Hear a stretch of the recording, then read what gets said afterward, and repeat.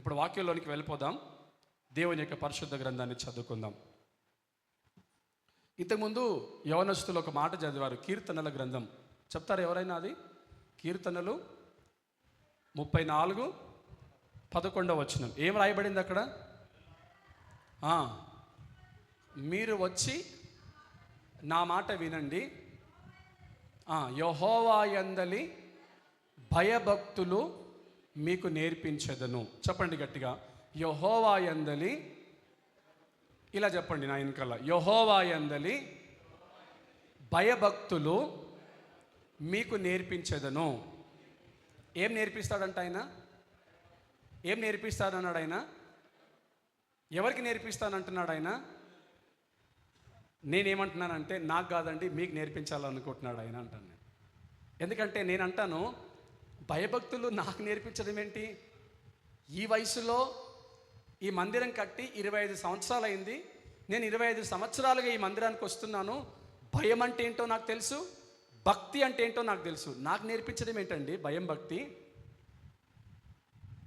అయితే నేనేమనుకుంటున్నానంటే, మీకు నేర్పించాలనుకుంటున్నాడు ఆయన. ఏం నేర్పించాలనుకుంటున్నాడు? భయభక్తులు నేర్పించాలనుకుంటున్నాడు. చెప్పండి, ఎవరికి నేర్పించాలనుకుంటున్నాడు? మనందరికీ నేర్పించాలనుకుంటున్నాడు అండి. నాతో పాటుగా భయము, భక్తి ఆయన నేర్పించాలనుకుంటున్నాడు. ఈ భయము, భక్తి ఎలా ఉంటుందో ఒక్కసారి చూద్దాం. నిర్గమకాండంలోనికి రండి అందరూ. నిర్గమకాండము, జెసిక ఇట్రా. నిర్గమకాండము ఇట్రా, జెసిక రా, నువ్వే రా. నిర్గమకాండము 1వ అధ్యాయం తీయండి.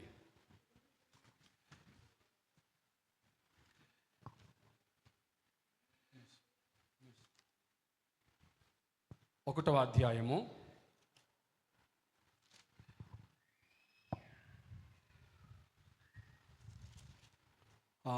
15వ వచనం చదవండి. 1వ అధ్యాయము 15వ వచనం. ఈ మైక్ తీసుకెళ్ళి అక్కడ ఆంటీ వాళ్ళకి ఏమో చదవండి అక్క. మరియు ఐగుప్తు రాజు షిఫ్రా, పూయా అను హెబ్రీయుల మంత్రసానులతో మాట్లాడి, మీరు హెబ్రీ స్త్రీలకు మంత్రసాని పని చేయుచు వారిని కాన్పు పీటల మీద, చదవండి అక్క, కాన్పు పీటల మీద చూచినప్పుడు మగవాడైన ఎడల వానిని చంపేయండి, ఆడది అయిన ఎడల బ్రతకనీయండి. ప్రియులారా, ఇప్పుడు కొంచెం తలలు పైకెత్తి జాగ్రత్తగా వినండి. ఎవ్వరూ ఏ వాక్యం తీయాల్సిన అవసరం లేదు. అక్క దగ్గర మైక్ ఉంది, తను చదువుతారు, మీరందరూ శ్రద్ధగా వినండి. ఐగుప్తు దేశంలో ఫరో అనబడినటువంటి ఒక రాజు ఉన్నాడు. ఆ రాజ్యానికి ఆయన మంచి రాజేమో, కానీ మన పితరులైనటువంటి ఇశ్రాయేలీలకు మాత్రము కఠినమైనటువంటి రాజు ఆయన. ఏ రాజు అండి? మంచి రాజా, చెడ్డ రాజా? కొంచెం చెడ్డ రాజే, మంచి రాజు కాదైనా కఠినమైనటువంటి రాజు. మనందరికీ తెలుసు, అప్పుడెప్పుడో అబ్రహాము కాలము తర్వాత, యోసేపు గారు యాకోబుకు పుట్టిన తర్వాత, ఈ యాకోబు సంతానమైనటువంటి యోసేపు ఐగుప్తుకు అమ్మబడినప్పుడు, ఐగుప్తులో ఆ యొక్క యోసేపు సంతానము అభివృద్ధి చెందుతూ, ఆ తర్వాత ఇశ్రాయేలీలందరూ ఐగుప్తులోనికి వెళ్ళిపోయి బానిసలుగా మారిపోయి, ఆ బానిస బ్రతుకులో ఉన్నటువంటి ఇశ్రాయేలీలు ఐగుప్తులో నానాటికి నానాటికి నానాటికి వాళ్ళ సంఖ్య పెరిగిపోతున్నది. ఏమైపోతుందంట? కొంచెం చెప్పండి గట్టిగా. ఏం పెరిగిపోతుందమ్మా? ఏం పెరిగిపోతుంది? తలకు జుట్టు పెరిగిపోతుందా? చెప్పాలి గట్టిగా. తలకి జుట్టు పెరిగిపోతుందా? తలలో పేర్లు పెరిగిపోతున్నాయా? ఏం పెరిగిపోతున్నాయి చెప్పండి? మనుషుల సంఖ్య, ఇశ్రాయేలీల సంఖ్య ఐగుప్తులో నానాటికి పెరిగిపోతూ ఉంటే, ఐగుప్తు రాజుకు మనుషులు అనిపించింది, వీరు మా వాళ్ళ కంటే వీళ్ళ జనాభా ఎక్కువైపోయింది, రేపు వీళ్ళే ఈ రాజ్యాన్ని స్వతంత్రించుకుంటే మా పరిస్థితి ఏమిటి? మీకు తెలుసో లేదో, అమెరికాలో వాళ్ళ యొక్క రిపబ్లిక్ గవర్నమెంట్లో మన భారతీయ పౌరుడైనటువంటి ఒక ఆయన మంత్రిగా ఉన్నాడు అక్కడ. ఈ భారత సంతానానికి చెందినటువంటి ఒక ఆయన ఎన్ఆర్ఐ, అక్కడ మంత్రిగా ఉన్నాడు ఆయన.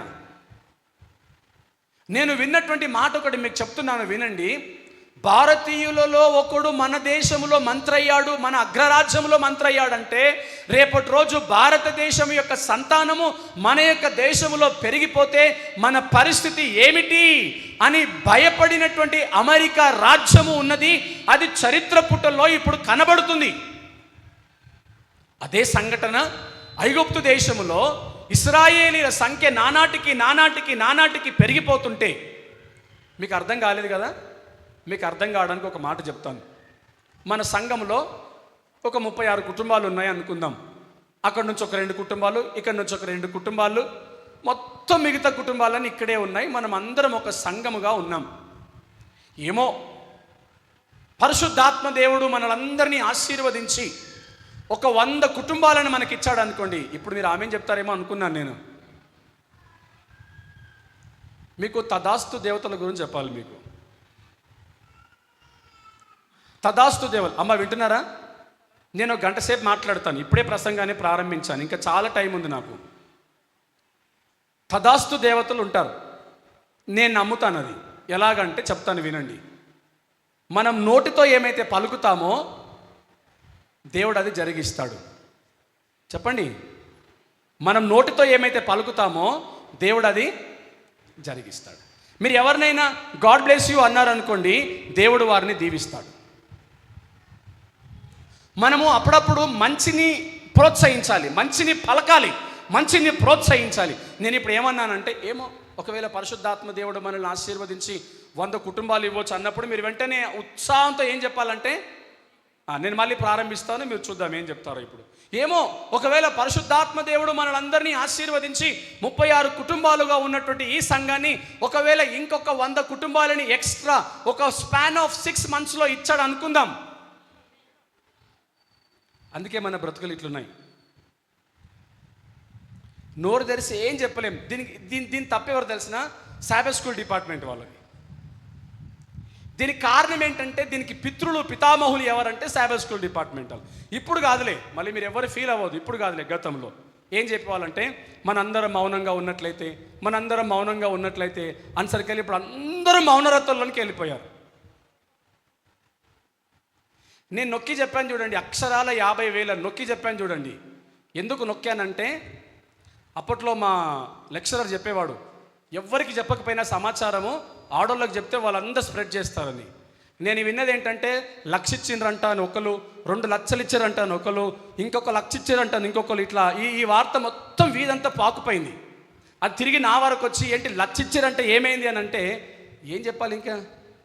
నేను అన్నాను, 1,00,000 ఇస్తే మేమెందుకు కూలి పని చేస్తాం ఈడ, మాకేం అవసరం వచ్చింది, ఇంట్లో పరిస్థితులు ఏమాత్రం బాగలేవు, ఒకరి మీద ఒకరికి ఆరోగ్యం బాగలేదు, ఇంట్లో వాళ్ళందరినీ ప్రక్కన పెట్టి వచ్చి చేయడానికి మాకు ఏం అవసరం, 1,00,000 రూపాయలు ఇస్తే. ఒకవేళ ఇచ్చారు కదా అని ఉన్న జైరాబాద్లో లేబర్లందరిని తెచ్చి దింపితే సరిపోతాం మనము అని మా ఆలోచన. జనాల ఆలోచన ఏంటంటే, చూడండి వర్తమానం ఎంత తొందరగా స్ప్రెడ్ అయిపోతుందో. అందుకని నేను మీకు ఏం చెప్తున్నానంటే, మనం మౌన ధ్యానంలో ఉండకూడదు. వాక్యం చెప్తున్నప్పుడు మీరు చెప్పాల్సినవి 2 మాటలు. ఒకటి హల్లెలూయా, రెండవది ఆమేన్. సందర్భాన్ని బట్టి వాడండి. ఒకవేళ దేవుడు 100 కుటుంబాలను ఇచ్చాడు అనుకోండి, మీకు అనిపిస్తుందో లేదో కానీ నాకేమనిపిస్తుంది అంటే, మేముండే ముందు సంఘంలో ముందు 25 సంవత్సరాల నుంచి నేను సీనియర్ని, ఇదిగో ఈ 36 కుటుంబాలు కాదని ఈ 100 కుటుంబాలు వచ్చి సాబత్ స్కూల్ డిపార్ట్మెంట్ వాళ్ళే తీసుకున్నారు, ట్రెజరీ డిపార్ట్మెంట్ వాళ్ళే తీసుకున్నారు, సంఘ పెద్దల డిపార్ట్మెంట్ వాళ్ళే తీసుకున్నారు, మినిస్టీరియల్ డిపార్ట్మెంట్ వాళ్ళే తీసుకున్నారు, అన్నీ వాళ్ళే తీసుకున్నారు. మా సంఘంలో వీళ్ళ పెత్తనం ఎక్కువైంది. అవునంటారా కాదంటారా? మీరు అనుకోకపోవచ్చు అట్లాగా, నేను మాత్రం అట్లా అనుకుంటాను కదండి. అక్షరాల ఐగుప్తు దేశములో ఇదే పరిస్థితి దాపురించింది. రాజు అనుకున్నాడు, మా వాళ్ళేమో తక్కువైపోతున్నారు, వీళ్ళ జాతి ఎక్కువైపోతుంది, వీళ్ళ సంతానం ఎక్కువైపోతుంది, ఎలాగైనా వీళ్ళని కంట్రోల్ చేయాలి. పంపించామనుకో మనకి ఎవడు పని చేసి పెడతాడు, పెట్టుకున్నామనుకో వీళ్ళ సంతానం పెరిగిపోతుంది, ఏం చేయాలని ఆలోచించి ఆయనకు ఒక ఉపాయం వచ్చింది మనసులో. ఏమని ఉపాయం వచ్చిందంటే, హెబ్రీ స్త్రీలు అంటే మన యొక్క కనానులో నుంచి వెళ్ళినటువంటి ఇశ్రాయేలీలు ఉన్నారు చూడండి, మన ఐగుప్తు యొక్క యోసేపు వాళ్ళ కుటుంబం వీళ్ళందరి భార్యలు ఉన్నారు కదా, వాళ్ళు పెళ్ళిళ్ళు చేసుకున్న తర్వాత వాళ్ళకు గర్భఫలము దేవుడు ఇచ్చినప్పుడు, వారు కడుపుతో ఉన్నప్పుడు, వారు ప్రెగ్నెంట్గా ఉన్నప్పుడు, ఆ రోజుల్లో సర్వసాధారణంగా మంత్రసానులు డెలివరీ చేసేవాళ్ళండి. ఎవరు డెలివరీ చేసేవాళ్ళు? మంత్రసానులు డెలివరీ చేసేవాళ్ళు. మా చిన్నప్పుడు మేము ఇక్కడ నుంచి స్కూల్కి వెళ్తూ ఉంటే ఈ చెట్టు దాటి వెళ్ళగానే అక్కడ 2-3 ఆటోలు లైన్గా ఉండేవి ఆ రోజుల్లో. అంటే నేను 3, 4, 5, 6, 7 తరగతుల స్టోరీ చెప్తున్నాను. అంటే ఇంచుమించు 25 సంవత్సరాల క్రితం స్టోరీ చెప్తున్నాను మీకు ఇప్పుడు. అక్కడికి వెళ్ళగానే చాలా ఆటోలు ఉండేవి. సుమా వినండి, ఆటోలు అంటే ఆ రోజుల్లో కార్లతో సమానం. అన్ని ఆటోలు నిలబడితే మాకు అర్థమయ్యేది కాదు, ఎందుకు ఇక్కడ నిలబడ్డాయి ఆటోలని మేము అడిగేది. వాళ్ళు చెప్పేవాళ్ళు ఇక్కడ డెలివరీ చేస్తారు, వాళ్ళు డెలివరీ చేయించుకోవడానికి వచ్చారని చెప్పేవాళ్ళు. అయితే వీళ్ళు చెప్పే మాట ఏంటంటే, అక్కడ కొంతమంది లేడీస్ ఉంటారు, డాక్టర్లు ఎవరు ఉండరండి, లేడీసే ఉంటారు. వాళ్ళు డెలివరీ చేసి పంపిస్తారు ఈ స్త్రీలకి. ఐగుప్తు దేశంలో కూడా ఆ రోజుల్లో డెలివరీ చేయడానికి, చెప్పాలి మీరే, ఎవరున్నారు అక్కడ? గట్టిగా చెప్పండి, ఎవరున్నారు అక్కడ? మంత్రసానులు. అంటే అర్థం ఏంటంటే, మీరు అనుకోవచ్చు మంత్రాలు వచ్చించి మంత్రాలు చెప్పి కాన్పు చేస్తారేమో అని. కాదండి, ఇంగ్లీష్లో ఏం రాయబడిందంటే మిడ్ వైఫ్స్ అని రాస్తారు. ఏఎన్ఎం, జిఎన్ఎం అనే ఎలాగైతే నర్సింగ్ ట్రైనింగ్ కోర్సెస్ ఉంటాయో, అట్లాగనే జిఎన్ఎం అంటే జనరల్ నర్సింగ్ మిడ్ వైఫ్స్ అని అన్నట్లుగా ఇక్కడ ఈ మిడ్ వైఫ్స్ అని రాస్తారు. ఇక్కడ బైబుల్లో అయితే, ఇంగ్లీష్ బైబుల్లో మిడ్ వైఫ్స్ అని రాస్తారు. మంత్రసానులు. వాళ్ళ పని ఏంటంటే, గర్భముతో ఉన్నటువంటి వాళ్ళు ఆ నెలలు నిండగానే, ఆ నెలలు నిండినటువంటి స్త్రీ పురిటి నొప్పులతో డెలివరీ కోసం వస్తే, ఈ మంత్రసానులు ఎవరి కోసము మంత్రసానులుగా ఉన్నారు అంటే హెబ్రీ స్త్రీల కోసం ఉన్నారండి. ఫర్ ఎగ్జాంపుల్, ఇక్కడ అశోక్ వాళ్ళ భార్య ఉన్నారు. ఏం పని చేస్తారామె? ఇంకా రాలేదు. ఏం పని చేస్తారామె? చెప్పండి గట్టిగా. అది కూడా తెలీదా? ఎవరికి ఆశ వర్కరామె? అయితే ఈ మధ్య మా భార్య కూడా ప్రెగ్నెంట్ ఉంది కాబట్టి ఈ ఆశా వర్కర్లు వీళ్ళందరూ అప్రోచ్ అవుతూ ఉంటారు కదా. మొన్న నాకు గవర్నమెంట్ హాస్పిటల్ నుంచి ఫోన్ వచ్చింది. నేను అన్నాను, డాక్టర్ గారు మరి ఇది మీ పర్సనల్ నెంబరేనా, సేవ్ చేసుకోవచ్చా అని అడిగితే, లేదండి పర్లేదు మీరు సేవ్ చేసుకోనండి, కాల్ చేయండి, కాకపోతే మీ ఆశా వర్కర్కి కాంటాక్ట్ అవ్వండి అన్నాడు ఆయన. నేను అన్నాను, మా ఆశా వర్కరా? మా ఆశా వర్కర్ అంటే ఆమె ఆడుంటుందంటే ప్రిస్కిల్లా మీ ఆశా వర్కర్ పేరు, ఆమెను కలవండి అన్నాడు. ఇప్పుడు వినండి జాగ్రత్తగా, ఏ వార్డుకి ఆ ఆశా వర్కరు చెప్పండి అమ్మా, అది కూడా తెలీదా? సపరేట్గా ఉంటారు. ఇప్పుడు నేను మీ గల్లోని కాదు, వాస్తవమా కాదా? అమ్మయ్యా ఇన్ని రోజులకు ఒక మంచి మాట చెప్పినవరా బాబు అని అనుకుంటున్నారు కదా. నువ్వెక్కడొచ్చి మా దాంట్లో కలుస్తావు ఏమని భయపడిపోతున్నాము. నువ్వైతే ఓపెన్ డిక్లరేషన్ ఇచ్చావు, మంచి పని అయింది. నిజమే, నేను ఈ ఏరియాకి సంబంధించిన వాడిని కాదు కాబట్టి ఇప్పుడు నేను ఆశా వర్కర్ని కాంటాక్ట్ అవ్వాలంటే ఈమెను కాంటాక్ట్ అవ్వాలా, ఆమెను కాంటాక్ట్ అవ్వాలా? ఆమెనే ప్రిస్కిల్నే కాంటాక్ట్ అవ్వాలి కదా. అట్లాగనే ఈ హెబ్రీ స్త్రీలకు మంత్రసాని పని చేసి ఓపెన్ చేసాము. మంత్రసాని పని చేసి డెలివరీ చేయడానికి 2 స్త్రీలను సెలెక్ట్ చేసుకున్నారు. ఎవరు 2 స్త్రీలు? చదవండి, వాళ్ళ పేరు చెప్పండి అక్క. షిఫ్రా, పూయా. చాలా ఇబ్బందిగా ఉంది కదా పేరు చెప్పాలనికి, నోటికి వస్తలేదు కదా. ఆశమ్మ, సంగమ్మ, పెంటమ్మ ఇట్లుంటే బాగుండేది కదా. ఇదేంటి షిఫ్రా, పూయా అని పెట్టాడు బైబిల్లో. అంటే వాళ్ళు ఐగుప్తీయులు కాబట్టి వాళ్ళ పేర్లు అట్లాగనే ఉంటాయి. సోషల్ స్టడీస్లో కొంతమంది రీఫార్మర్స్ మౌ సెడాంగ్ అది చెప్పడానికి కూడా రాదు. అది గౌ మింగ్ ట్యాంగ్ ఇది ఒక పేరు అనమాట. శాంగ్ కెషక్ ఇవి పేర్లు, ఇలాంటివి మనకు చెప్పడానికి కూడా రాదు. ఆ మధ్య నేను ఏమనుకోద్దమ్మా, ఆ మధ్య నేను బాలరాజు వాళ్ళ కుటుంబంలో ఒక పేరు పెడితే ఆమె చెప్పింది, అన్న నువ్వేం పేరు పెట్టావు కానీ ఎవరికి చెప్పడానికి రావట్లేదు అమ్మ. అరే వాళ్ళకి పిలవడానికి వచ్చినా రాకపోయినా మనకు అనవసరం, ఆ పేరు యొక్క పరమార్థం ఏంటో మనం చూడాలి. ఇక్కడ ఈ పేర్లు కూడా చూడండి, పిలవడానికి రావట్లేదు. షిఫ్రా, పూయా అనే 2 స్త్రీలు ఉన్నారు. వీళ్ళ డ్యూటీ ఏంటంటే కేవలము ఇశ్రాయేలీల స్త్రీలకు, హెబ్రీయులకు డెలివరీ చేయాలి. వాళ్ళు ఈ గల్లీకి ఈమె ఎట్లాగా ఆశా వర్కరో, ఆ గల్లీకి ఆమె ఎట్లా ఆశా వర్కరో, ఇశ్రాయేలీల స్త్రీలకు కాన్పు చేయడానికి, డెలివరీ చేయడానికి ఇద్దరు మంత్రస్థానులు ఉన్నారు. చెప్పండి వాళ్ళ పేర్లు గట్టిగా. ఒకటి షిఫ్రా, రెండవది పూయా. ఉందా బైబిల్లో? బైబిల్ చదవచ్చిన వాళ్ళు తీయండి ఒకసారి, చదవండి. షిఫ్రా, పూయా. సరే, మీరు బైబిల్ తీయడానికి మళ్ళీ చాలా టైం పడుతుంది, కానీ చెప్పండి నా వెనకాల షిఫ్రా. నా వెనకాల చెప్పండి షిఫ్రా. నా వెనకాల చెప్పండి షిఫ్రా, పూయా. ఇద్దరు స్త్రీలు ఉన్నారు. ఇప్పుడు చెప్పండి, వీళ్ళిద్దరు ఏం చేయాలమ్మా? మంత్రసాని పని అంటే ఏంటక్క? డెలివరీ చేయాలి. ఎవరికి డెలివరీ చేయాలా? ఎబ్రియల స్త్రీలకు, గర్భిణీ స్త్రీలకు కాదు. గర్భిణీ స్త్రీలకు కాదండి. గర్భిణీ స్త్రీలు అంటే మళ్ళీ అందరూ వచ్చేస్తారు. కాదు కాదు కాదు కాదు కేవలము హెబ్రీయుల స్త్రీలకు మంత్రసాని పని చేసి డెలివరీ చేయాలి. వాళ్ళు ఎలా డెలివరీ చేయాలి అని అంటే, నొప్పులు తీయమని చెప్తారు వాళ్ళు. నొప్పులు తీయమని చెప్పి ఏదేదో ప్రయత్నాలు ఆమెతో చేపించి చేపించి చేపించి మొత్తానికైతే సక్సెస్ఫుల్గా డెలివరీ చేయించాల్సిన బాధ్యత ఈ మంత్రసానులది. అయితే ఇద్దరు మంత్రసానులు ఎబ్రీలకు ఇవ్వబడ్డారు. వాళ్ళ డ్యూటీ, రాజుగారు ఏం చెప్పారంటే, అమ్మాయి ఇట్రా, నువ్వు షిఫ్రా, నువ్వు పూయా, మీరిద్దరూ ఇశ్రాయేలుకు మాత్రమే డెలివరీ చేయాలని అప్పుడెప్పుడో గవర్నమెంట్ జాబ్ ఇచ్చాడు రాజుగారు. అయిపోయింది కదా, మంచిది. కొద్దిసేపు వాక్యాన్ని పక్కన పెడదాం. నేనున్నానండి. నేనేం పని చేస్తాను? కొంచెం గట్టిగా చెప్పండి. నేనేం పని చేస్తాను? చర్చిలో ఇటుకలు మోస్తాను కదా, తర్వాత ఏమంటారు, ఇసుక మోస్తాం కదా, లేబర్ పని చేస్తాం కదా. మీరు అనుకోవచ్చు, అరే నువ్వేం పని చేస్తావంటే ఏం చెప్పాలి, ఒకటా రెండా అని మీరు అనుకోవచ్చు. నా వృత్తి ఏంటి చెప్పండి? అది కూడా తెలీదా? ఇది కూడా తెలీదా? అమ్మ నేను ఏం పని చేస్తాను? టీచర్. నా ప్రొఫెషన్ ఏంటి? నాకు ఏ హోదా ఇచ్చారు స్కూల్లో? ప్రిన్సిపల్ని. ప్రిన్సిపల్ అంటే ఏం చేయాలి? స్కూల్ పని ఏదైతే ఉందో మొత్తం స్కూల్ పని చేయాలి. అది వదిలేసి నేను రోడ్ల వెనకాల ఛాయలు దాక్కుంటూ తిరిగాను అనుకో, ఒకరోజు చూస్తాడు మా సార్, ఏమంటాడు, పర్లేదులే ప్రిన్సిపల్ కదా ఆ మాత్రం ఉంటుందిలే అనుకుంటాడు. రెండవ రోజు చూస్తాడు మళ్ళీ, సరేలే చాలా ఎవరెవరినో కలవాలి కాబట్టి తిరుగుతూ ఉంటారులే, ఇది సాధారణమే అనుకుంటారు. మూడవసారి చూశాడు అనుకుందాం, ఇంకా మూడోసారి ఓపిక దాదాపుగా నశించిపోతుంది. నాలుగవసారి ఆఫీస్కి పిలిచి, నేను నిన్ను ప్రిన్సిపల్ని చేసింది స్కూల్లో ఉండి ఇవన్నీ చూసుకోవడానిక, హోటల్లో చుట్టూ తిరిగి మంతనాలు కొట్టడానిక అంటాడా అనడా? చెప్పాలి గట్టిగా, అంటాడా అనడా? అమ్మ చెప్పండి, అంటాడా అనడా? మీరున్నారనుకోండి, బాగా ముచ్చట్లాడి ఇక్కడి అక్కడ అక్కడి ఇక్కడ ముసలమ్మ ముచ్చట్లు బాగా ట్రాన్స్ఫర్ చేస్తున్నారు అనుకోండి, మంచి రిపోర్టర్ ఫ్యూచర్ ఉందండి, మీకు మంచి భవిష్యత్తు ఉందండి.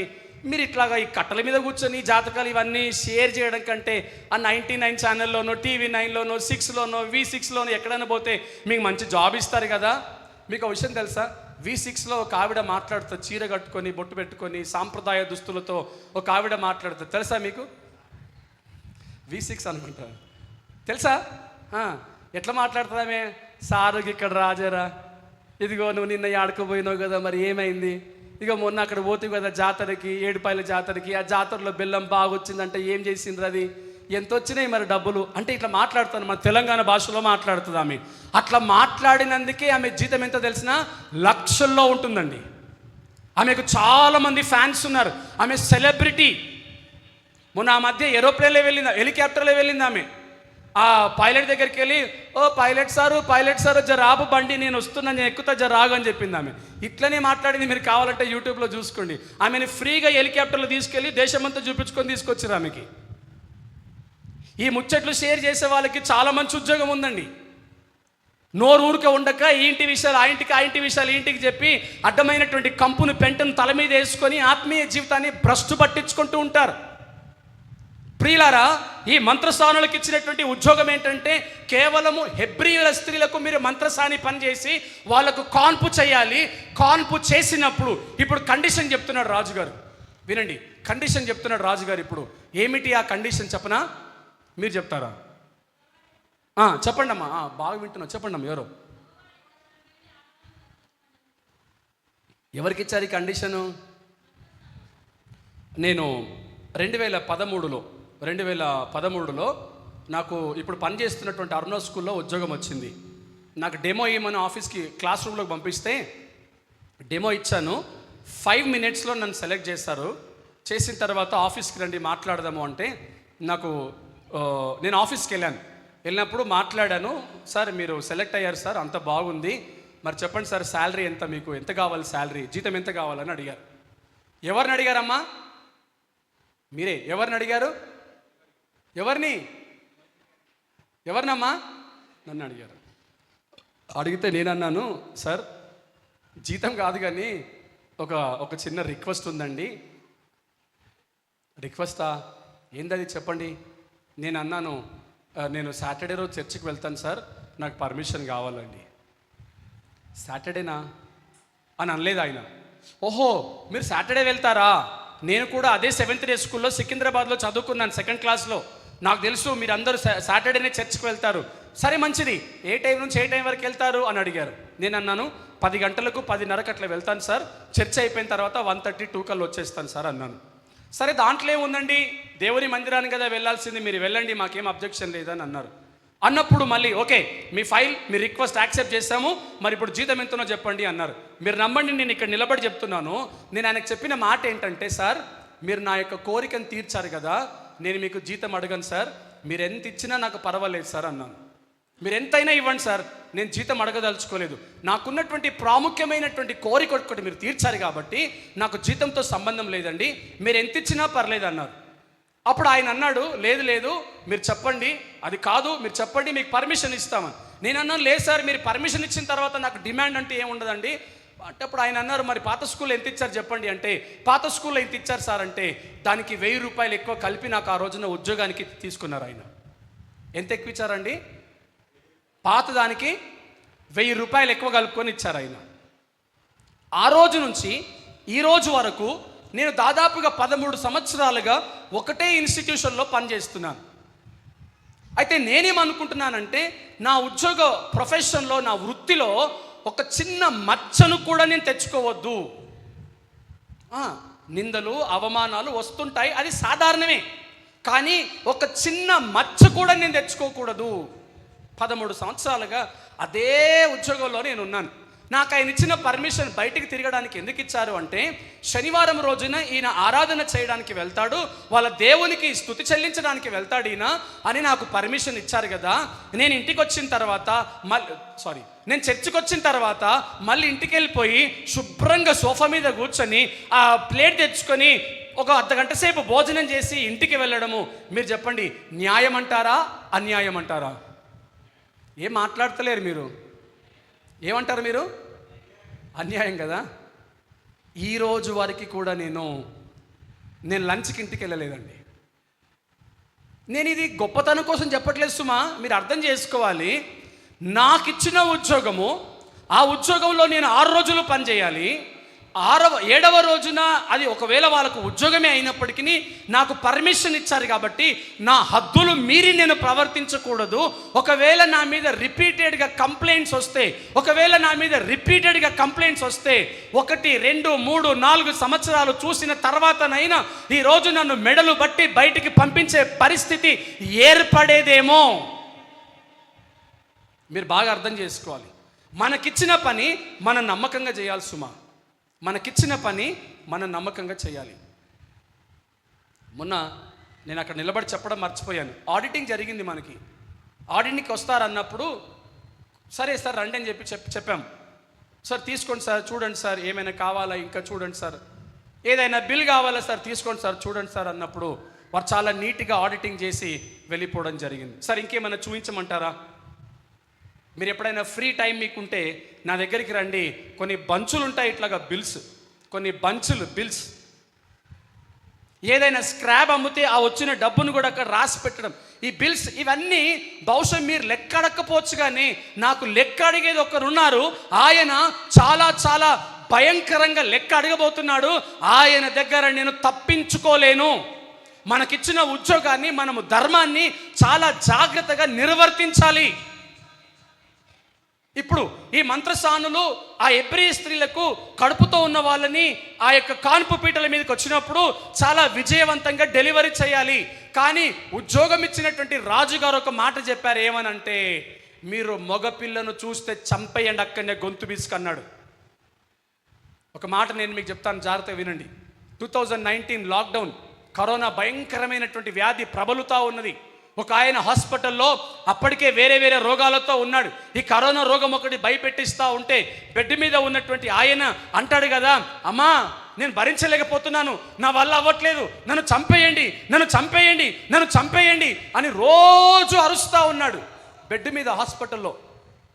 నర్సులు 1 రోజు 2 రోజులు 3 రోజులు 4 రోజులు చూసి ఓపిక తట్టుకోలేక భరించలేక ఆ ఓపిక నశించిపోయి డాక్టర్ దగ్గరికి అన్నారు, అయ్యగారు డాక్టర్ గారు ఆ పేషెంట్కి మేము ట్రీట్మెంట్ చేయం సార్, మేము రోజు మమ్మల్ని చంపమంటున్నాడు ఆయన. డాక్టర్ గారు ఏం చెప్పారు తెలిసిన, అమ్మా ఆయన అట్లనే అంటాడమ్మా, చంపొద్దు ఆయనకి. అప్పుడు నాలాంటి ఒక నర్స్, అఫ్కోర్స్ నేను నర్సుని కాదు కానీ నాది కొంచెం మెంటాలిటీ అదొక రకం అనమాట.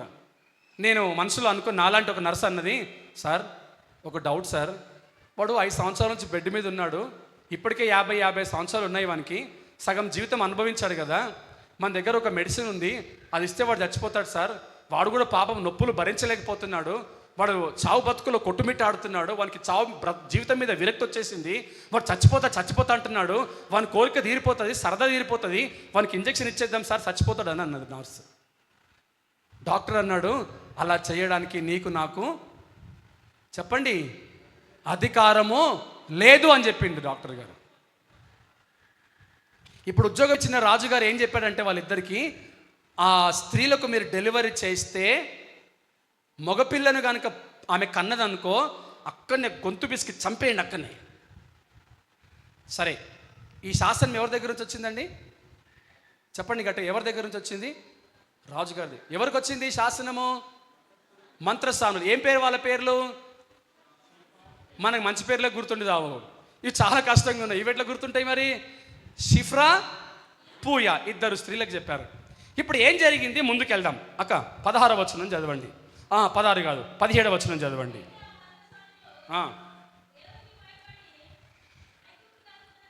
అక్కడ కొంచెం ఆగుతారా? ఈ మంత్రసానులంట అక్క మైక్ పని చేయట్లేదా? ఆన్ చేయండి ఒకసారి. ఈ మంత్రసానులు అమ్మా చూడండి అక్కడ ఏం రాశారు. ఆగండి. ఈ మంత్రసానులు ఏం చేస్తారంట చెప్పండి గట్టిగా.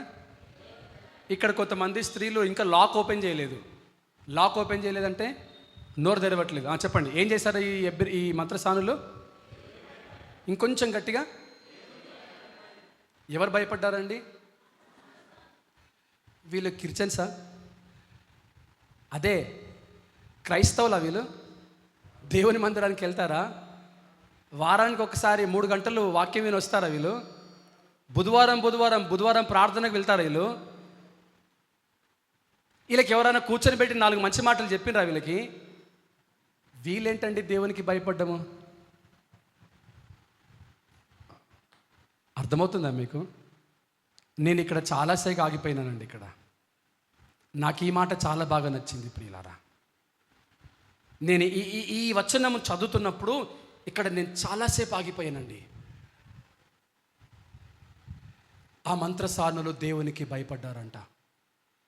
నాకు అనిపిస్తుంది ఏ బుధవారము వారిని ఎవరు బలవంతంగా తీసుకురాలేదే, ఏ శనివారము ఎవ్వరు వారిని బలవంతంగా తీసుకొని వచ్చి దేవుని మందిరంలో కూర్చోబెట్టలేదే, 3 గంటలు వాక్యం చెప్పలేదే, మంచి చెడు ఏంటో చెప్పలేదే, దేవుడు అంటే ఏంటో తెలియపరచలేదే, భయము భక్తి అంటే ఏంటో తెలియపరచలేదే.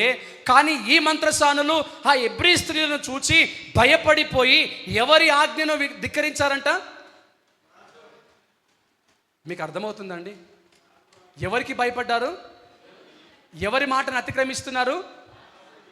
ఈ మాట నాకు బాగా నచ్చింది ప్రియులారా. ఇది నా వర్తమానం, ఇది నేను మీ ముందుకు తీసుకొని రాబోతున్నటువంటి మాట.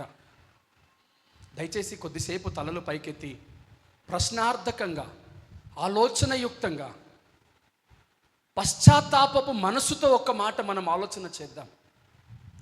పిల్లలు తల్లిదండ్రుల మాట వినట్లేదని, పిల్లలు తల్లిదండ్రులకే అవిధేయులుగా మారి తిరగబడుతున్నారని, ఆ కుటుంబంలో పిల్లలకు తల్లిదండ్రులంటే భయము లేదని, ఆ కుటుంబము విచ్ఛిన్నమైనటువంటి పరిస్థితి ఈరోజు ఎన్ని జీవితాల్లో కనబడట్లేదండి. సుమా, సంఘాలలో కూడా దేవుడంటే భయము లేని విశ్వాసులు ఎంతమంది ఉన్నారండి. దేవుడు ఇక్కడ సంచరిస్తున్నాడు. ఇది పరిశుద్ధాత్మ నిలయము, ఇది పవిత్రమైనటువంటి స్థలము. ఈ పవిత్రమైన స్థలములో నేను ఫోన్ ఆపరేట్ చేయకూడదు. ఈ పవిత్రమైన స్థలములో నేను ఇటు అటు తిరగకూడదు. ఈ పవిత్రమైన స్థలములో నేను పరిశుద్ధముగా ఉండాలి.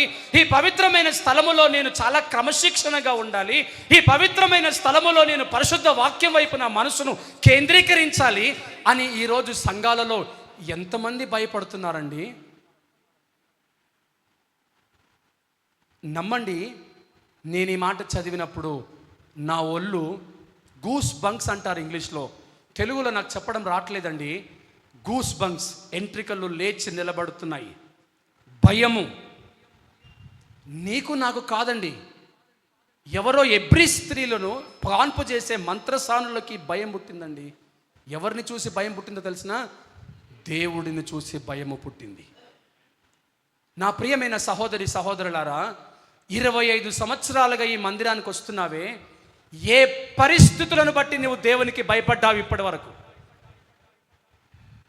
జాగ్రత్త. అసలు మనకు భయము భక్తి అనేది ఒకటి ఉందా? అది ఉంటే మన ఆధ్యాత్మిక జీవితం ఇంకెందుకు వెనకబడిపోయింది? నేను ఒక మాట మీకు చెప్తాను. మలాకి గ్రంథం తీయండి ఒకసారి మీరు. మలాకి గ్రంథం ఆఖరి అధ్యాయంలోనికి రావాలి మీరు. మలాకి గ్రంథం ఆఖరి అధ్యాయంలోనికి వచ్చినప్పుడు మలాకి గ్రంథము ఐ థింక్ 3వ అధ్యాయం అనుకుంటాను. 3వ అధ్యాయం. యెహోవా యందు భయభక్తులు గలవారు మాట్లాడుకొనుచుండగా ఆయన చెవి యొగ్గి ఆలకించును అని రాయబడింది అక్కడ. 3వ అధ్యాయము 16వ వచనం చదవండి ఒకసారి. యెహోవా యందు భయభక్తులు గలవారు మాట్లాడుకొనుచుండగా ఎవరు ఆలకిస్తున్నారంట? తలలు పైకెత్తండి మీరు ఒకసారి, ఇటు వినండి. ఎవరు మాట్లాడుకుంటుంటే వింటున్నాడు దేవుడు? వీరు ఏం మాట్లాడుకుంటున్నారో అని వింటున్నాడు ఆయన. మీకు ఈ అద్భుతమైన మాట అర్థమవుతుంది కదండి. ఏం మాట్లాడుకుంటున్నారో అని వింటున్నాడు ఆయన. అప్పుడప్పుడు నాకు కొన్ని స్కూల్లో ఈ సంఘటనలు కొన్ని జరుగుతూ ఉంటాయి. సార్ ఇటు రండి సార్, ఇటు రండి సార్, మీరు వినండి సార్, ఇటు రండి సార్, వినిపించే ప్రయత్నం చేస్తుంటాం. అలా చెప్పినప్పుడు మనం కూడా అసలు వాళ్ళని నమ్మడానికి మనం ఎప్పుడు కూడా వెనకడుగు వేలే, గుడ్డిగా నమ్మేశామే. ఇప్పుడు చూద్దాం వాళ్ళు ఏం మాట్లాడుకుంటున్నారు అని వెళ్ళి చూస్తే, వారు మాట్లాడినటువంటి మాట వింటా ఉంటే ఆ పరిస్థితి వేరేగా ఉంటుంది సుమా. ఇక్కడ దేవుని యందు భయభక్తులు కలిగిన వారు మాట్లాడుకుంటా ఉంటే దేవుడు ఎలా ఆలకిస్తున్నాడంట? చెవియొగ్గి ఆలకిస్తున్నాడంట. భయభక్తులు కలిగిన వారు, దేవుని సంఘానికి వచ్చినటువంటి వారు, దేవుని సంఘములో ఉన్నవారు, ప్రాముఖ్యంగా రక్షణ బాప్తిస్మము తీసుకున్నవారు, మరి ప్రాముఖ్యంగా దేవుని మందిరములో బాధ్యత కలిగి పనులు నిర్వర్తిస్తున్నవారు నోటిని కాచుకోవాలి సుమా. మీరు మాట్లాడుతున్న ప్రతి మాట దేవుడు వింటున్నాడు. అవి గ్రంథంలో రాయబడుతున్నాయి. దాని ప్రకారంగానే మీకు తీర్పు తీర్చబోతున్నాడు ఆయన.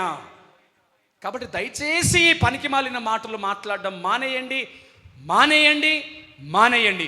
మీరు మారారని కూడా నాకు తెలుసు, దేవుడు చెప్పమన్నాడు కాబట్టి నేను మీకు చెప్తున్నాను. ఏం మానేయమన్నాడు ఆయన? అది మానేయమన్నాడు. ఇప్పుడు మళ్ళీ సబ్జెక్ట్లోకి వద్దాం. ఈ మంత్రసానులు దేవునికి భయపడ్డారంట, రాజు ఆజ్ఞను అతిక్రమించారంట. పుట్టినటువంటి బిడ్డ కుమారుడు అని చూసినప్పుడు ఆ మంత్రసానులు ఏం చేశారంటే ఒకరికొకరు షిఫ్రా ఆ బిడ్డను ఆ బట్టతో కప్పేసేయి బిడ్డను. మళ్ళీ రాజుగారు చూస్తారు, ఎవరైనా చూస్తారు, కప్పేయి బట్టతో కప్పేసేయి. వాళ్ళ తల్లి దగ్గరికి వెళ్ళి, మోషే వాళ్ళ అమ్మ పేరు చెప్తారు ఎవరైనా?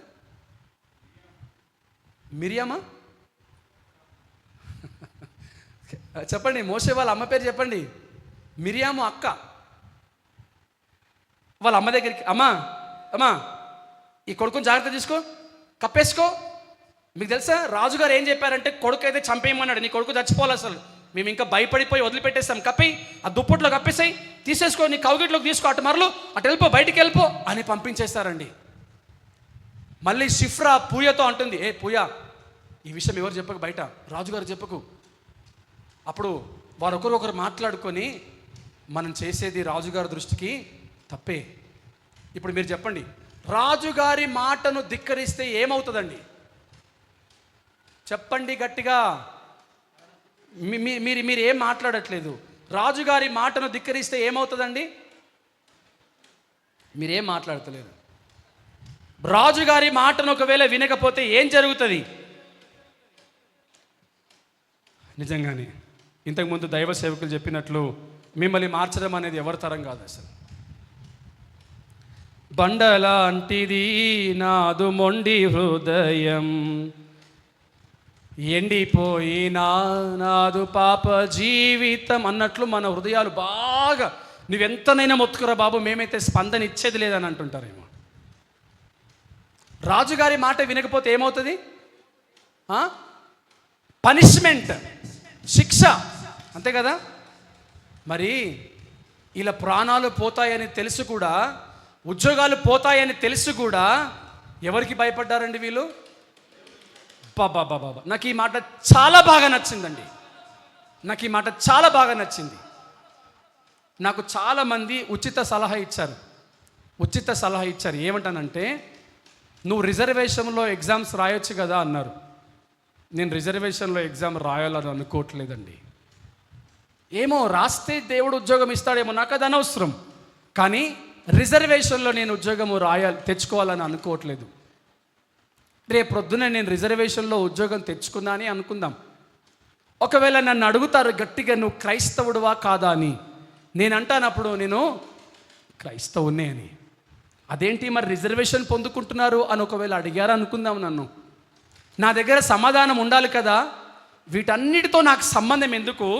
దేవుడే గనక నాకు ఉద్యోగం ఇస్తే, దేవుడే గనక నన్ను ఆశీర్వదిస్తే, దేవుడే గనక ఆకాశపు వాకిళ్ళు తెరిస్తే నా జీవితంలో సకల ఆశీర్వాదము సర్వ సమృద్ధి ఉంటుంది, ఏ లోటు ఉండదు కదా అని నేను ఇప్పుడు రిజర్వేషన్లో ఉద్యోగము సంపాదించడానికి కూడా ఏమో ఇప్పటికైతే నా మనసు సంసిద్ధంగా లేదు. రాజుగారు పెట్టే షరతులు ఎలా ఉంటాయి అంటే, నువ్వు నా మాట వినకపోతే జాగ్రత్త, నిన్ను పీకేస్తానంటాడు.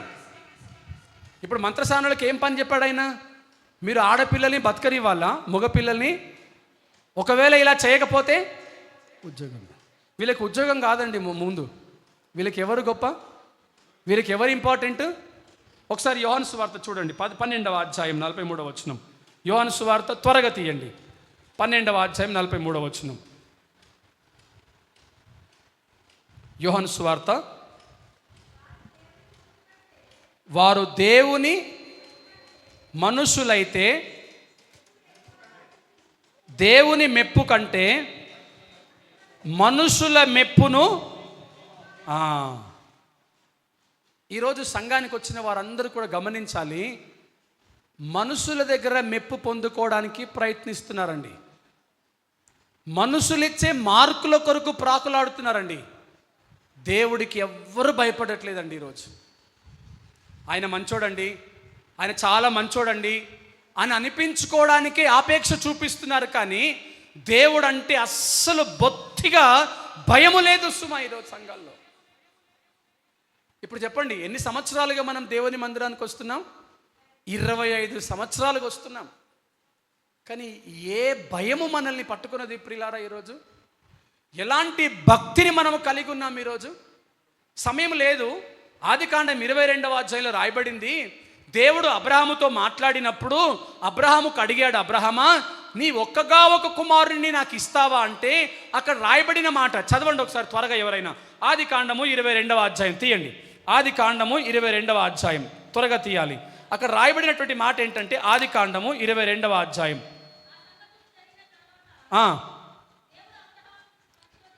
దేవుడు అబ్రహామును పరిశోధించెను. 12వ వచనం చదవండి అక్క.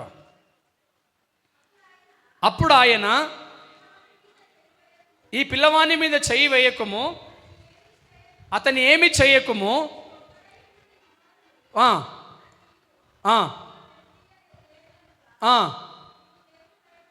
దేవునికి భయపడ్డాడు. చాలండి. ఇప్పుడు అబ్రహాం ఎవరికి భయపడ్డాడమ్మా? ఎవరైనా కన్న కొడుకుని ఇస్తారా? చంపుతారా? అసలు కన్న కొడుకుని చంపుతారు ఎవరైనా? ఈయన కన్న కొడుకును చంపడానికి కూడా వెనుకాడలేదు. కారణం ఏంటంటే దేవుడు అంటే ఆయనకు, చెప్పండి, దేవుడు అంటే ఆయనకు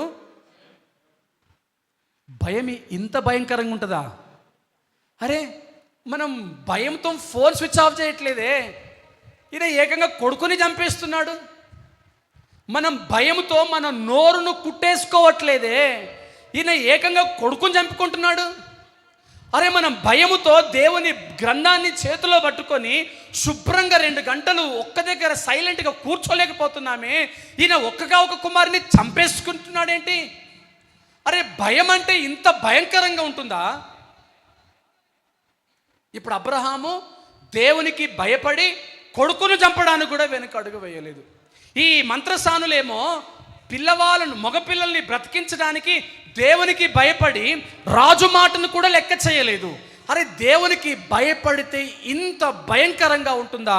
నేను ముగిచ్చేస్తున్నాను ప్రియులారా, మీరు ఆలోచించండి. అసలు మన జీవితంలో భయం ఉందండి? ఎవరికి భయపడుతున్నాం?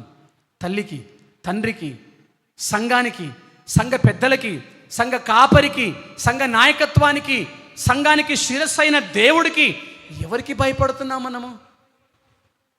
ఇప్పుడు సామెతల గ్రంథం 9వ అధ్యాయం 10వ వచనం మీరు చదివితే అక్కడ ఇలా రాయబడింది, యెహోవా యందు భయభక్తులు కలిగి ఉండుటయే జ్ఞానమునకు మూలము అన్నాడు. జ్ఞానము అంటే ఏంటంటే వివేచన.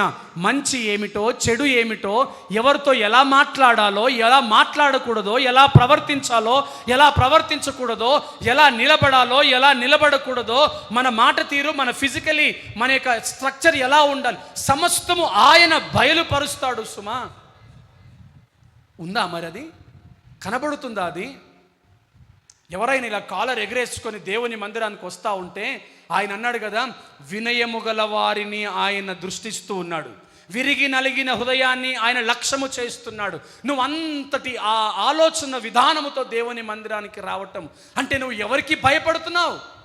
నువ్వు భయపడుతున్నావు కదా, నువ్వు భయపడ్డప్పుడు వాక్యానికి సమర్పించుకున్నావా? వాక్యం అంటే ఏంటి? మళ్ళీ మీరే చెప్పండి. యోహాను సువార్తలో రాయబడింది, వాక్యం అంటే ఏంటి? ఆయనే వాక్యం. ఆయనే వాక్యం అయినప్పుడు ఆయనకు నువ్వు భయపడుతున్నావా? ఆయన మాట ప్రకారంగా నువ్వు నడుచుకుంటున్నావా? అయ్యో, ఆ ఎబ్రీ స్త్రీలకు కాన్పు చేస్తున్నటువంటి ఆ యొక్క మంత్రసానులు, ఆ ఐగుప్తీయులు, వారికి వాక్యం ఏంటో తెలియదండి, వారి మందిరం ఎలా ఉంటుందో తెలియదండి, వారికి స్తుతి అంటే ఏంటో తెలియదండి, దేవుని మాటలంటే ఎలా ఉంటాయో తెలియదండి. కానీ వారు దేవునికి భయపడి ఏం చేశారంటే రాజు మాటను ధిక్కరించి మగపిల్లవాడు పుట్టినప్పుడు ఆ మగపిల్లవాడిని కాపాడారు. ఆ రీతిగానే చావవలసిన ఒక కుమారుడు బ్రతికాడు. ఆయన ఎవరైనా? మోషే. ఆలోచించండి ప్రియులారా, ఆ మంత్రస్థానులు దేవునికి భయపడకపోయి ఉంటే మోషే పుట్టేవాడా? మోషే పుట్టకపోయి ఉంటే నా ఇల్లంతట్లో నమ్మకమైన వాడు ఈయనే ఇశ్రాయేలీలను ఐగుప్తులో నుంచి నడిపిస్తాడు అని చెప్పబడిన దేవుని వాక్యం, లేఖనాలు నెరవేర్చబడేవా? ఇలా నెరవేర్చబడ్డానికి కారణం ఎవరంటారు? ఇప్పుడు ఎందుకు మంత్రసానులు కారణమయ్యారని చెప్తారు చెప్పండి? వారు దేవునికి భయపడ్డారు. నా ప్రియమైన సహోదరి సహోదరులారా, ఎవరికి భయపడుతున్నారు మీరు ఈరోజు? నేను ఇక్కడ చాలాసేపు ఆగాను ఈ వాక్యం దగ్గర. నేను ఏ వాక్యము సిద్ధపరచుకోలేదు, కానీ ఈ మాట నన్ను ఆవరించింది, ఈ మాట నన్ను పట్టుకున్నది. నేను అనుకున్నాను, ఈ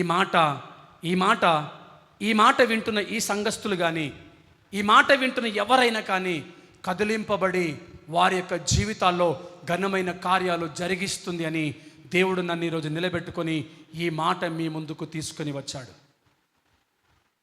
ఎన్ని రోజులుగా దేవుని మందిరానికి వస్తున్నా దేవుని భయము లేకపోతే జాగ్రత్తగా వినండి, జీవితాలలో ఆశీర్వాదము దొరకదు.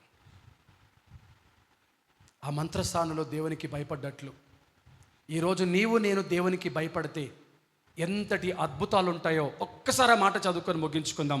నిర్గమకాండం 1వ అధ్యాయం.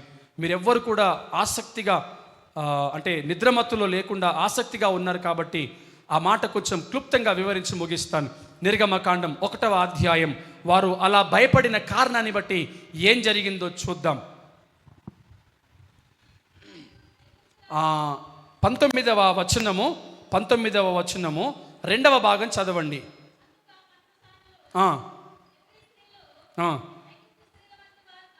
ఓకే ఓకే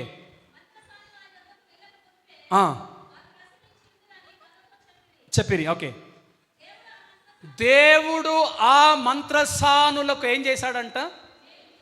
అక్క ఏం చేశాడంట? ఎందుకు మేలు చేశాడంటున్నారు మంత్రసానులకు దేవుడు? చాలామంది వినండి జాగ్రత్తగా, చాలామంది నన్ను కూడా చాలామంది ఇలా క్వశ్చన్ చేశారు. అయ్యా, మేము ఫాస్టింగ్ ఉంటున్నాం, మేము ఆల్ నైట్ ప్రేయర్కి వెళ్తున్నాం, మేము ప్రతి శనివారము దేవుని మందిరానికి వెళ్తున్నాం, మేము క్రమంగా దశభాగాలు ఇస్తున్నాం, భక్తిలో మాకంటే ఇంకెవడు లేడయ్యా, కానీ మాకెందుకయ్యా ఇంత దరిద్రం వెంటాడుతుంది అని అడుగుతుంటారు చాలామంది. నన్ను కూడా అలాగే అడిగారండి. మరి వాళ్ళేమో ఏమీ భక్తి చేయట్లేరు, దేవుని మందిరానికి రావట్లేరు, ఏమీ లేదండి, మరి వాళ్ళకెందుకండి దేవుడు మేలు చేస్తున్నాడు? ఈ మంత్రసానులకు దేవుడు మేలు చేశాడని అక్కడ రాయబడిందా? దేవుడు ఆ మంత్రసానులకు ఏం చేశాడంటే, దేవుడు ఎవరికి మేలు చేశాడు? ఎందుకు మేలు చేశాడండి? భయపడ్డారు కాబట్టి. తర్వాత ముందుకెళ్ళండి. ఆ జనము విస్తరించి మిక్కిలి ప్రబలెను. చాలండి, దేవునికి స్తోత్రం కలుగును గాక. ఇశ్రాయేలీలతో పాటుగా ఎవరి జనము ప్రబలిందంట?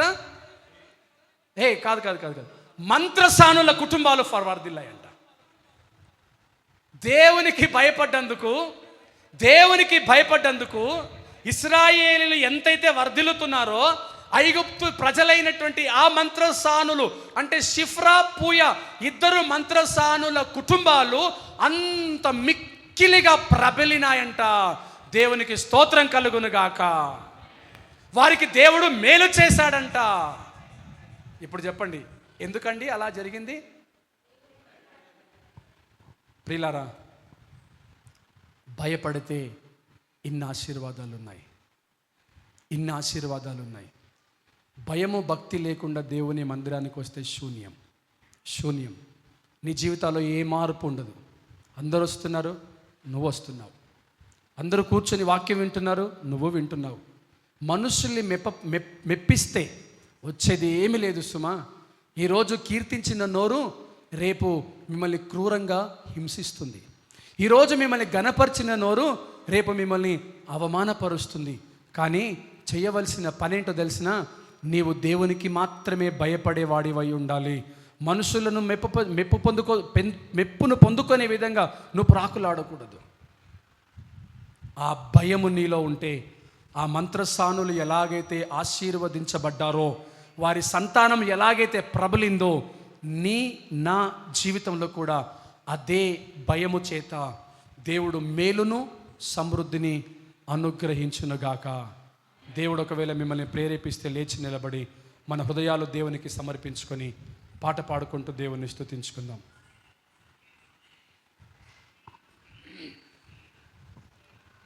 యెహోవా నాకు వెలుగాయే పాట పాడుకుందాం. దయచేసి లేచి నిలబడదాం. ప్రభు మనల్ని ఆశీర్వదించినట్లుగా కొద్దిసేపు మన హృదయాలు దేవునికి సమర్పించుకుందాం.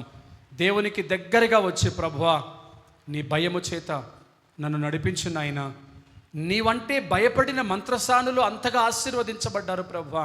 వారికి ఎవ్వరు వాక్యం చెప్పలేదు, వారికి ఎవ్వరు నీ మాటలు తెలియపరచలేదు, వారు ఏనాడు మీ మందిరానికి రాలేదు. కానీ నిన్ను గూర్చిన మాట విన్నప్పుడు వాళ్ళంతా భయపడిపోయారు.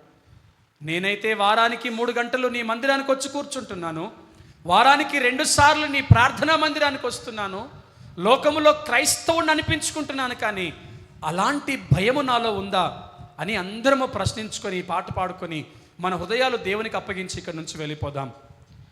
నా తల్లియు నా తండ్రియు ఒకవేళ విడచినను, నా తల్లియు నా తండ్రియు ఒకవేళ విడచినను, ఆపత్కాలములో చేయి విడువకను యెహోవా నన్ను చెరదీయును, ఆపత్కాలములో చేయి విడువకను విడువకను, యెహోవా నన్ను చేరదీయును. యెహోవా నాకు వెలుగాయే, యెహోవా నాకు రక్షణయే. నా ప్రాణ దుర్గమయే, నేను ఎవరికి ఎన్నడు భయపడను, నేను ఎవరికి ఎన్నడు భయపడను. నా కోటయు నా కొండయు నాశ్రయము నీవే, నా కోటయు నా కొండయు నాశ్రయము నీవే. నేనెల్లప్పుడు ప్రభు సన్నిధిలో స్తుతిగానము చేసెదను. నేనెల్లప్పుడు ప్రభు సన్నిధిలో స్తుతిగానము చేసెదను. యెహోవా నాకు వెలుగాయే, యెహోవా నాకు రక్షణయే. నా ప్రాణ దుర్గమయే, నేను ఎవరికి ఎన్నడు భయపడను, నేను ఎవరికి ఎన్నడు భయపడను. ఒక దేవుని సేవకునిగా మీ అందరికీ చేతులు జోడించి ఒక ప్రాముఖ్యమైనటువంటి విజ్ఞప్తి. ఇంతవరకు దేవుడు తన దాసుడనైన నన్ను నిలబెట్టుకున్నాడు. నిలబడింది పనికి మాలిన పాత్ర, నిలబడింది అయోగ్యమైన పాత్ర, నిలబెట్టింది యోగ్యమైన వారు, అదే మన ప్రభువైన యేసుక్రీస్తు. ఆ నామమును బట్టి దయచేసి మీ అందరితో చేతులు జోడించి విజ్ఞప్తి చేస్తున్నాను. దయచేసి ఈ 10 నిమిషాలు మీ హృదయాలు తెరిచి దేవునితో మాట్లాడండి. ఏ ఒక్కరు మౌనంగా ఉండొద్దు సుమా.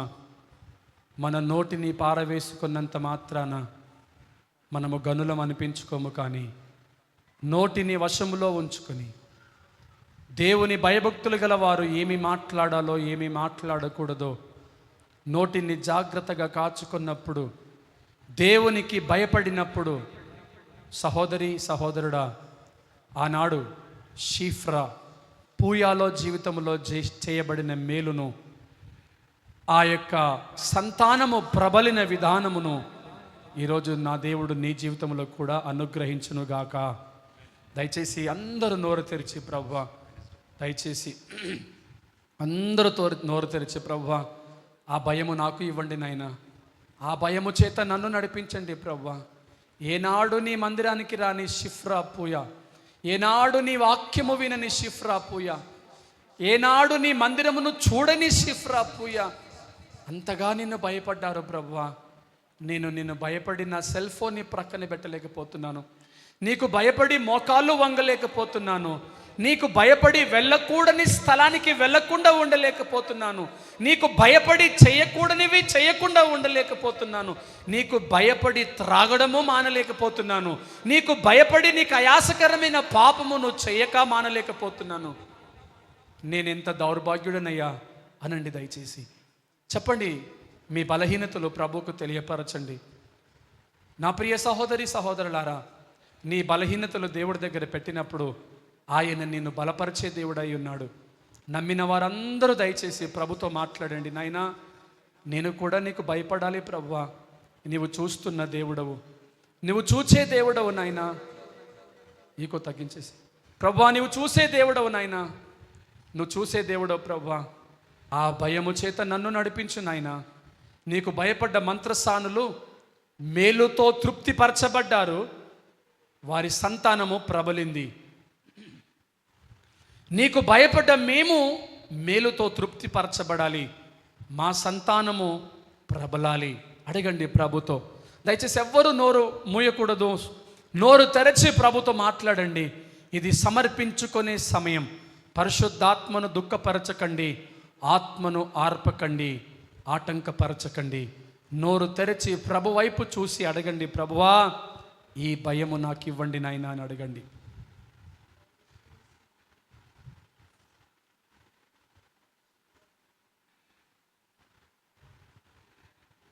ఎవ్వరు మౌనంగా ఉండకూడదు. ప్రభుతో మాట్లాడండి. నాయనా, ప్రతి క్షణము నన్ను చూసే దేవుడో ప్రభువా, నేను నీకు భయపడాలి. మంత్రసానులు నీకు భయపడ్డట్లు నేనును నీకు భయపడాలి, ఇంకా వారికంటే ఎక్కువ భయపడాలి. ఎందుకంటే ప్రతి వారము నీ వాక్యము వింటున్న ధన్యుడను, ప్రతి వారము నీ మందిరానికి వస్తున్న ధన్యుడను, నిన్ను గూర్చి బహుగా తెలుసుకుంటున్న ధన్యుడను. కానీ ఏం ప్రయోజనమయ్యా, మంత్రసానుల వలె కూడా భయపడలేకపోతున్నాను. ప్రభువా, ఇప్పుడైనా ఆ భయము నాకు ఇవ్వండి అని అడగండి నోరు తెరచి. దయచేసి ఎవ్వరు మౌనంగా ఉండొద్దు, మీరు ప్రభుతో మాట్లాడండి. ఇట్టి భయభక్తులు కలిగిన వారిని దేవుడు ఆశీర్వదించబోతున్నాడు. ఇట్టి భయభక్తులు కలిగిన వారి జీవితంలో దేవుడు కార్యాలు జరిగించబోతున్నాడు. ఈ కార్యాలు నీ జీవితంలో చూడాలనుకుంటున్నావా? అయితే దేవునికి భయపడు, సమర్పించుకో. ఆ షిఫ్రా పూయాల వలె నీ జీవితాన్ని దేవునికి సమర్పించుకో. అన్యులైనప్పటికీ దేవునికి భయపడ్డట్లుగా నీవు కూడా షిఫ్రా వలె పూయా వలె దేవునికి భయపడు, దేవునికి నీ జీవితాన్ని సమర్పించు. మా ప్రియ పరలోకపు తండ్రి, మహోన్నతుడవైన మా అద్వితీయ దేవ, మా పరమ తండ్రి, మీ పరిశుద్ధ నామమునకు స్తోత్రములు చెల్లిస్తూ ఉన్నాం. ఈ మధ్యాహ్న కాల సమయంలో ప్రభువా, మీరు మాతో మాట్లాడినందులకై వందనాలు. మీ సింహాసనము యొద్ద నుండి వచ్చిన ప్రతి మాటను బట్టి మీకు వందనాలు నాయనా. మెల్లనైన మీ స్వరము, హెచ్చరించిన ఆజ్ఞానుసారమైన మీ స్వరము ఇప్పటి వరకు మేము విన్నాము ప్రభువా. బండలాంటి మా హృదయాన్ని బద్దలు చేసింది ప్రభువా మీ వాక్యమనబడిన సుత్తే. మా హృదయాన్ని కాల్చివేసింది నాయన వాక్యమనబడిన మీ అగ్ని. మా హృదయాంతరంగంలోనికి దూసుకుని వెళ్ళిపోయింది నాయన వాక్యమనబడిన మీ ఖడ్గము. ప్రభువా, ఈ వాక్యానికి నేను సమర్పించుకోకపోతే, ఇప్పటికైనా నేను నీకు భయపడకపోతే, ఇప్పుడైనా నా హృదయాన్ని నీకు అర్పించకపోతే నేను ఇంకా భ్రష్టుడనే ప్రభువా. తండ్రి, నీకు భయపడ్డ మంత్రసానులు షిఫ్రా పూయ వారి సంతానము ప్రబలినట్లుగా, వారికి మేలు జరిగినట్లుగా నేను ఈ రోజున విన్నాను ప్రభువా. ఇదే మేలు నా జీవితంలో కూడా జరగాలి, ఇదే ఆశీర్వాదము నాకు కలగాలి, నా సంతానము కూడా ప్రబలాలి ప్రభువా. ఆ భయము నాకు నేర్పించండి నాయన. భయం అంటే మీ మందిరానికి వచ్చి గజగజ వణకడము కాదు. భయం అంటే మిమ్మల్ని చూసి నేను త్రాగుబోతునని వెనక్కి వెళ్ళిపోవడం కాదు. భయం అంటే నేను దొంగని, నేను దేవుని మందిరానికి వెళ్ళకూడదు అని కాదు. కానీ నా హృదయాన్ని మీకు సమర్పించుకొని, ఆనాడు అబ్రహాము తన కుమారుడైన ఇస్సాకుని మీకు అప్పించినట్లుగా ఈరోజు నేను కూడా భయపడిపోయి నీకు ఇవ్వాల్సిన నా హృదయాన్ని నీకు ఇస్తే చాలు నాయనా. ఈరోజు నా హృదయాన్ని నీకు ఇస్తున్నాను. ఎవరైనా దేవునికి మీ హృదయాన్ని దేవునికి ఇవ్వాలనుకున్నట్లయితే ప్రియులారా, మీ కుడి చేతిని పైకెత్తండి. ప్రభువా, నా హృదయము నీది నాయనా, నా హృదయంలో నీ భయమును పుట్టించండి నాయనా అని అడగండి. ఇది ఆత్మ కార్యము జరుగుతున్నటువంటి సమయము ప్రియులారా. దయచేసి పరిశుద్ధాత్మను దుఃఖపరచకండి, ఆత్మను ఆర్పకండి, ఆటంకపరచకండి. మీ హృదయాలు తెరవండి. ప్రభువా, ఆనాడు ఇస్సాకు తన యొక్క ఏకైక కుమారుని ఇచ్చాడు, నా ఏకైక హృదయాన్ని మీకు ఇస్తున్నాను ప్రభువా. ఈ జీవితంలో నీవు తప్ప నాకు ఇంకెవ్వరూ లేరు నాయనా. నీవే ప్రాముఖ్యము. నా భార్య కంటే, నా భర్త కంటే, నా పిల్లల కంటే, నా కుటుంబము కంటే, నా ఉద్యోగము కంటే, నా ఆస్తి పాస్తుల కంటే, అష్టైశ్వర్యాల కంటే నీవే నాకు ముఖ్యము నాయనా. నా శేష జీవితాన్ని నీ కొరకే ఉపయోగిస్తాను అన్నవారు దయచేసి మీ చేతులు పైకెత్తుతారా? పరమ తండ్రి, ఇదిగో నీ బిడ్డలైన వారందరూ కూడా నీ భయమును కలిగి ఉండాలని కోరుకుంటున్నారు ప్రభువా. సేవకుడిగా ఈ కుటుంబాలను, ఈ ఆత్మలను మీ చేతికి అప్పగిస్తూ ఉన్నాను. మీరు అక్కడ పర్యంతరముగా ఈ కుటుంబాలలో, ఈ జీవితాలలో మీ భయము చేత నిలబెట్టుకొని, ఆనాడు షిఫ్రాను పూయాను మీరు ఆశీర్వదించినట్లుగా, మేలుతో తృప్తిపరిచినట్లుగా, ఈనాడు వాక్యము విని ప్రభువా ఈ భయము నాకు కావాలి అని చేతులెత్తి మీ సన్నిధిలో అర్పించుకున్నటువంటి ఇంతమంది బిడ్డలను మీరు ఆశీర్వదించి మహిమ పొందుకొనిమని, ఈ వాక్యము విన్న వారందరి జీవితంలో ఘనమైన కార్యములు జరిగించుకొని, సంఘములోను, సమాజములోను, మా ఆధ్యాత్మిక జీవితంలోను భయభక్తులు కలిగి నడుచుకొనుటకు మీ జ్ఞానము చేత నడిపించమని మేము ప్రార్థన చేస్తున్నాం. మా ప్రియ పరమ తండ్రి, ఈ వారములో జరగనైనటువంటి కార్యక్రమాలు తండ్రి, మరి పెద్దలు దేవప్ప గారి కుటుంబాన్ని మీరు ధైర్యపరిచి ఓదార్చినందులకై వందనాలు. ఆ కుటుంబంలో జరుగుతున్న జ్ఞాపకార్థ కూడికను మీరు ఆశీర్వదించండి. అలాగనే సహోదరుడు ప్రవీణ్ జీవితంలోనైనా మరి వివాహ వార్షికోత్సవం జరిపించుకుంటూ ఉండగా ఆ బిడ్డను కూడా మీరు ఆశీర్వదించమని ప్రార్థిస్తున్నాం. అన్నిటికంటే ప్రాముఖ్యంగా ప్రభువా, యవన కుమారుడు సహోదరుడు ఫిలిప్ను మీరు ఆశీర్వదించండి. ఈ వారములో మరి వెన్స్డే నుంచి ఆ బిడ్డ ఇంటర్మీడియట్ పరీక్షలు రాయబోతుండగా పరలోకపు జ్ఞానము చేత ఆ బిడ్డను మీరు నడిపించండి నాయన. పరీక్షలు రాసించి ప్రభువా మంచి మార్కులతో బిడ్డను పాస్ చేయవలసిందిగా మేము ప్రార్థన చేస్తున్నాం. పరీక్షల్లో మంచి ఉత్తీర్ణతను మీరు అనుగ్రహించండి నాయన. ఆ బిడ్డను తలమానికగా మీరు నిలబెట్టుకొని మని ప్రార్థన చేస్తున్నాం. 10th క్లాస్ పరీక్షలు, ఇంటర్మీడియట్, డిగ్రీ, ఆ తర్వాత పై చదువుల కొరకు పరీక్షలకు సిద్ధపడుతున్న ప్రతి బిడ్డను కూడా మీరు ఆశీర్వదించండి. మీ జ్ఞానము చేత నింపండి ప్రభువా. అలాగనే గర్భములతో ఉన్నటువంటి మా ప్రియమైన సహోదరీలు మరి నాయన ఎప్సిబను, శ్రేష్ఠను, అలాగనే ఎస్తేర్ను మీరు ఆశీర్వదించండి ప్రభువా. బిడ్డలకు నైనా విజయవంతమైనటువంటి డెలివరీ జరగటానికి మీరు కృప చూపించండి. కావలసిన ఆర్థిక సహాయమును మీరు అనుగ్రహించండి. బిడ్డలకు మనోధైర్యమును, విశ్వాసమును దృఢపరచండి ప్రభువా. వారి కుటుంబాలను మీరు ఆశీర్వదించమని ప్రార్థిస్తున్నాం. గర్భఫలము చేత వారి కౌగిట్లను నింపి సమృద్ధి చేత వారిని ఆశీర్వదించి మీ సన్నిధిలో సాక్షులుగా నిలబెట్టుకోమని ప్రార్థిస్తున్నాం. వాక్యము విన్న వారందరి జీవితంలో ఘనమైన కార్యములు జరిగించి మీరే మహిమ పొందుకొనిమని త్వరలో రానయ్యిన యేసుక్రీస్తు పరిశుద్ధ నామములో అడిగి వేడుకొని పొందియున్నాము పరమ తండ్రి, ఆమేన్. పరలోకమందున్న మా తండ్రి, మీ నామము పరిశుద్ధపరచబడును గాక, మీ రాజ్యము మాకొచ్చును గాక, మీ చిత్తము పరలోకమందు నెరవేరినట్లు భూమి యందును నెరవేరును గాక. మాకు కావలసిన అనుదిన ఆహారము నేడు మాకు దయచేయము. మా రుణములను క్షమించిన ప్రకారము మా రుణములను కూడా క్షమించుము. మమ్మలను శోధనలో తేక కీడు నుండి మమ్మలను తప్పించుము. రాజ్యము, శక్తి, మహిమ నిరంతరము మీరై ఉన్నారు తండ్రి, ఆమేన్.